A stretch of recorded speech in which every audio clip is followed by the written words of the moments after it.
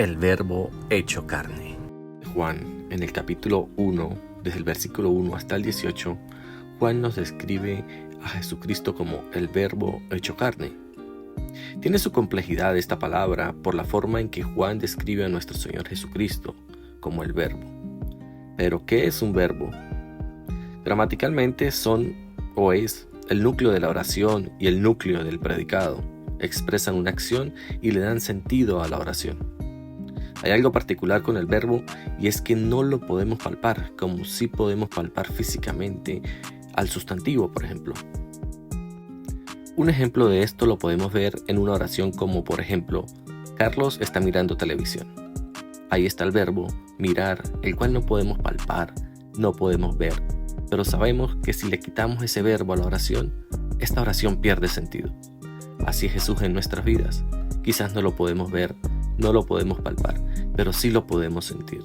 Y cuando Jesús no está en nuestras vidas, nuestra vida pierde el rumbo, nuestra vida pierde el sentido. Y asimismo, como la oración pierde sentido cuando le quitamos el verbo, así es nuestra vida cuando está sin Jesús. No tiene sentido, no tiene rumbo, no tiene un propósito. Y es por esta razón que Jesús, en su majestuosidad, se hizo hombre y habitó entre nosotros, para darle a nuestra vida un propósito, una razón de vivir, algo por el que la vida, nuestra vida terrenal, valga la pena vivirla. Analicemos un poco más a profundidad el versículo 1 del Evangelio de Juan, que tiene cierta relación, o mejor dicho, mucha relación, con Proverbios 8:22 en adelante.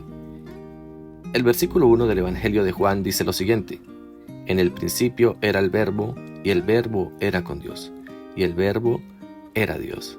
Es decir, el Verbo, Jesucristo, desde el principio estaba con Dios.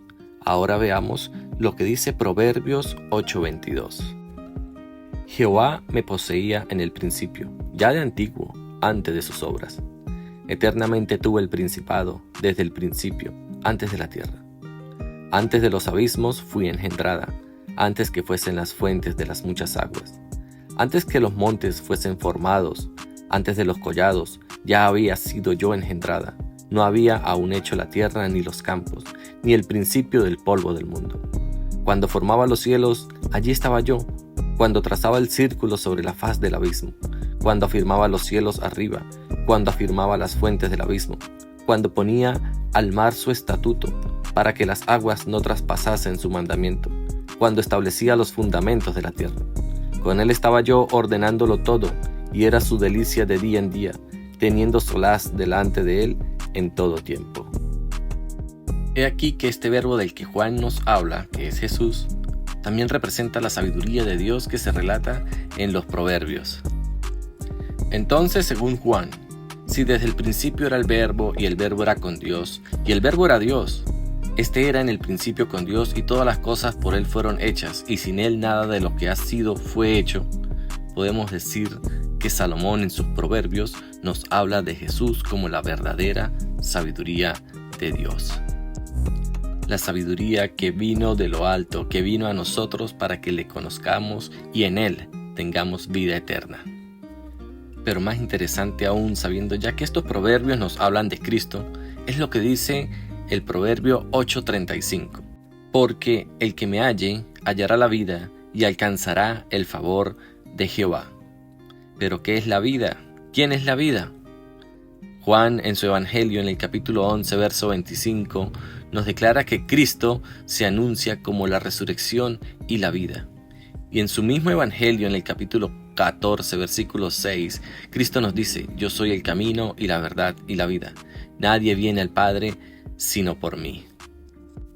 Pero además de eso, el proverbio nos dice que el que halle la sabiduría alcanzará el favor de Jehová, el favor de Dios. Y yo me pregunto, ¿qué es un favor?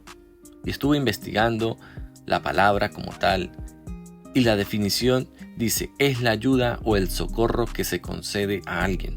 También se refiere a honra, beneficio, gracia. Entonces, según lo que dice Juan en su capítulo 1, versículo 1 y 2, y lo que dicen estos proverbios, podemos afirmar que hallar a Cristo nos permite recibir la ayuda, la honra y los beneficios que Dios tiene para todos sus hijos.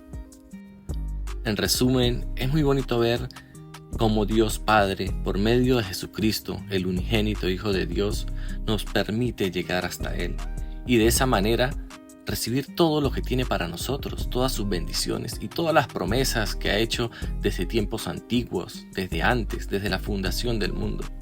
Vemos que Cristo ha estado ahí desde el principio para guiarnos y para mostrarnos. Solo necesitamos reconocerlo, solo necesitamos saber que Él está dispuesto para nosotros y seguirle. Dice la palabra, dice el proverbio: el que me hallare, hallará la vida y alcanzará el favor de Dios. En el próximo capítulo veremos cómo podemos llegar a Jesús, cómo podemos encontrar a Jesús y asimismo hacernos partícipe de esta promesa que nos hace, de que el que le halle hallará la vida y el favor de Dios. Y si hallamos el favor de Dios, tendremos todas las bendiciones que nosotros necesitamos en esta vida. Dios me los bendiga, que tengan un gran día y recuerden seguir a Jesús. Si te ha gustado este devocional, no olvides suscribirte al canal, darle me gusta y activar la campanita de las notificaciones para seguir disfrutando de una nueva visión de la palabra de Dios.